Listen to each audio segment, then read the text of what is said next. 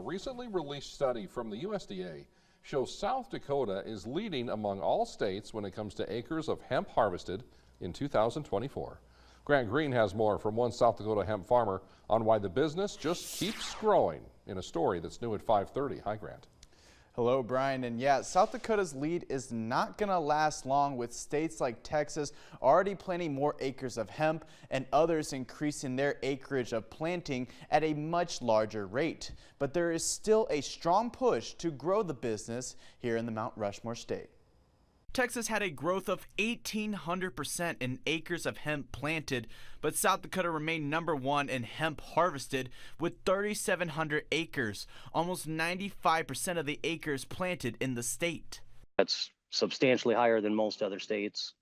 And to lead the nation again in harvested acres is something we can hang our hat on here in our little state. One South Dakota hemp farmer says it has been encouraging to see other farmers invest in hemp, as he remains involved in getting a second fiber processor built where he lives in Wakanda.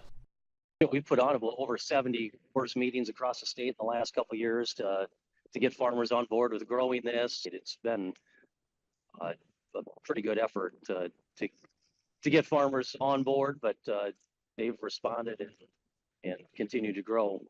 South Dakota is growing in hemp acreage planted, but not as fast as many other states at just 22%.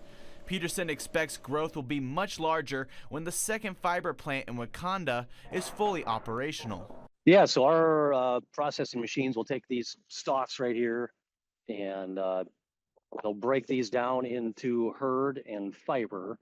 And it'll size the hurd down from 1/8 inch to 2-inch long, and it'll clean and separate the fibers. The plant is expected to be open by early July. And Peterson says one of the biggest hurdles in growing the business is the misconceptions of it always being tied to cannabinoids. But hemp can be used for many other products, including paper, cosmetics, and even some housing materials.